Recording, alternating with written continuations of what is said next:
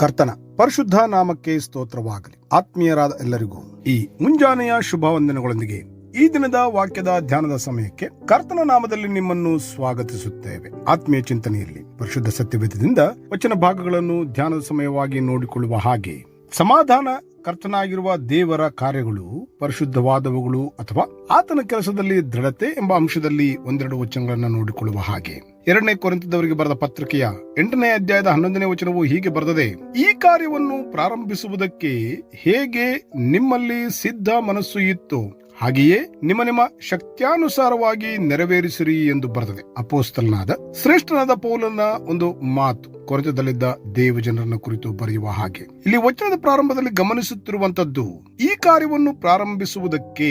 ಈ 8ನೇ ಅಧ್ಯಾಯದಲ್ಲಿ ಪ್ರಾರಂಭದ ವಚನಗಳನ್ನು ಆಧರಿಸಿ ಓದುವಾಗ ಮಾಡುತ್ತಿರುವ ಒಂದು ಉನ್ನತವಾದ ಕಾರ್ಯದ ಕುರಿತಾಗಿ ಪೌಲನು ಹೇಳುವನಾಗುತ್ತಿದ್ದಾನೆ. ಆದ್ದರಿಂದಲೇ ಮಾಡಬಹುದಾದ ಕಾರ್ಯವನ್ನು ಆಧರಿಸಿ ಹೇಳುತ್ತಿರುವುದು ಈ ಕಾರ್ಯವನ್ನು ಪ್ರಾರಂಭಿಸುವುದಕ್ಕೆ ಎಂಬುದಾಗಿ. ಇಲ್ಲಿ ಪೌಲನ ಮಾತಿನ ತಾತ್ಪರ್ಯವು ತೆಗೆದುಕೊಂಡಂತಹ ಸ್ವ ಇಚ್ಛೆಯ ಪ್ರಕಾರವಾಗಿರುವ ಒಳ್ಳೆಯ ತೀರ್ಮಾನಗಳು, ಅಂದರೆ ಸ್ವ ಇಚ್ಛೆಯ ತೀರ್ಮಾನಗಳಲ್ಲಿ ಕೇವಲ ಒಳ್ಳೆಯ ಪ್ರಾರಂಭವು ಮಾತ್ರವೇ ಸಾಕಾಗುವುದಿಲ್ಲ, ಆದರೆ ಅದನ್ನು ಪರಿಪೂರ್ಣಗೊಳಿಸುವುದು ಬಹಳ ಮುಖ್ಯವಾದ ಸಂಗತಿಯಾಗಿದೆ. ವಿಶ್ವಾಸಿ ಜೀವಿತದಲ್ಲಿ ಗಮನಿಸುವ ಪ್ರಕಾರ ಪರಿಪೂರ್ಣಗೊಳಿಸಲ್ಪಡುವಿಕೆಗಾಗಿ ಪ್ರಾರಂಭಿಸಿದಂತಹ ಜೀವಿತ, ಸೇವೆ, ಮಾಡಿದ ತೀರ್ಮಾನ ಎಲ್ಲಿಯೂ ಮಧ್ಯದಲ್ಲಿ ನಿಲ್ಲಬಾರದು. ಯಾಕೆಂದ್ರೆ ಸೃಷ್ಟಿಕರ್ತನಾದ ದೇವರು ಈ ವಿಷಯವನ್ನ ವಿಶ್ವಾಸಿ ಜೀವಿತದ ಮೂಲಕ ತಿಳಿಯುವ ಹಾಗೆ, ದೇವರು ಯಾವಾಗಲೂ ಪ್ರಾರಂಭಿಸುವ ಮನಸ್ಸನ್ನೂ ಮಾತ್ರವಲ್ಲದೆ ನಂಬಿಕೆಸ್ತಿಕೆಯಿಂದಲೇ ಅದನ್ನು ಪೂರ್ಣಗೊಳಿಸುವ ಜೀವನವನ್ನು ಅಪೇಕ್ಷಿಸುವನಾಗಿದ್ದಾನೆ.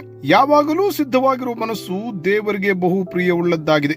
ದೇವರು ಮೊದಲು ನೋಡುವುದು ಸಿದ್ಧವಾಗಿರುವಂತಹ ಹೃದಯವನ್ನೇ ಆಗಿದೆ. ಒಪ್ಪಿಸಲ್ಪಟ್ಟ ಅಥವಾ ಒಪ್ಪಿಸಲ್ಪಡಬಹುದಾದ ಜವಾಬ್ದಾರಿಗಳ ನಡುವೆ ಮುಂದಕ್ಕೆ ಹೋಗುತ್ತಿರುವಾಗ ಮಾಡಬಹುದಾದ ಸೇವೆಯನ್ನು ಒಂದು ಪ್ರಕಾರವಾಗಿ ಆಗಲಿ ಅಥವಾ ಬಲವಂತದಿಂದಾಗಲಿ ಮಾಡದೆ ಅದನ್ನು ಪ್ರೀತಿಯಿಂದಲೂ ಸಂತೋಷದಿಂದಲೂ ಮಾಡುವುದಾಗಿರಬೇಕು. ಆಗ ಮಾತ್ರವೇ ಅದನ್ನು ನೆರವೇರಿಸಲು ಸಾಧ್ಯವು. ವಾಕ್ಯ ಭಾಗದ ಪ್ರಾರಂಭದಲ್ಲಿ ಗಮನಿಸುವ ಹಾಗೆ, ಇಡೀ 8ನೇ ಅಧ್ಯಾಯವು ಪ್ರೋತ್ಸಾಹಿಸುತ್ತಿರುವುದು ವಚನ 3ರಲ್ಲಿ ಬರೆಯಲ್ಪಟ್ಟಂತೆ ಅವರು ಶಕ್ತ್ಯಾನುಸಾರವಾಗಿ ಮಾತ್ರ ಕೊಡದೆ ಶಕ್ತಿಯನ್ನು ಮೀರಿ ತಮ್ಮಷ್ಟಕ್ಕೆ ತಾವೇ ಕೊಟ್ಟರು, ಇದಕ್ಕೆ ನಾನು ಸಾಕ್ಷಿ ಎಂಬ ಪೌಲನ ಮಾತಿನಂತೆ ಸಂಗ್ರಹಣ ಪೂರ್ತಿಗೊಳಿಸುವಂತೆ ಪ್ರೋತ್ಸಾಹಿಸುತ್ತಿದ್ದರು.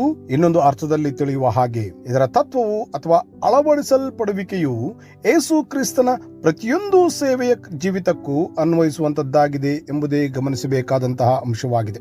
ಈ ಆತ್ಮೀಯ ಜೀವಿತದಲ್ಲಿ ಅಥವಾ ಈ ಆತ್ಮೀಯ ಪ್ರಯಾಣದಲ್ಲಿ ಗಮನಿಸುವ ಪ್ರಕಾರ, ಕರ್ತನಿಗಾಗಿ ಮಾಡಬಹುದಾದ ಕೆಲಸದಲ್ಲಿ ನಮ್ಮ ಸಾಮರ್ಥ್ಯಕ್ಕೆ ಅಸಾಧ್ಯವಾಗಿರುವ ಹಾಗೆ ಕರ್ತನು ಅಪೇಕ್ಷಿಸುತ್ತಿಲ್ಲ.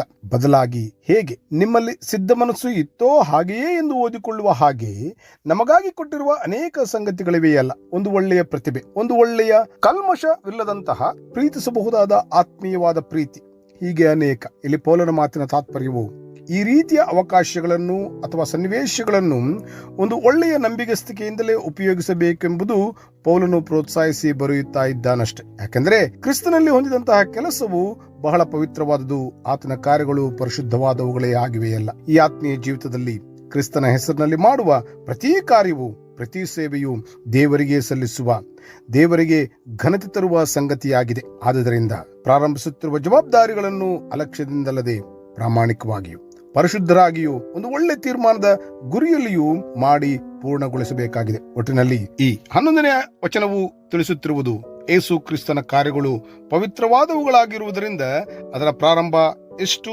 ಉತ್ಸಾಹ ಅಥವಾ ಸಂತೋಷವಾಗಿದೆಯೋ ಅದಕ್ಕಿಂತಲೂ ನಮ್ಮ ಶಕ್ತ್ಯಾನುಸಾರವಾಗಿ ನಂಬಿಕೆಸ್ತಿಕೆಯಿಂದಲೇ ಅದನ್ನು ಪರಿಪೂರ್ಣಗೊಳಿಸಬೇಕಾಗಿದೆ.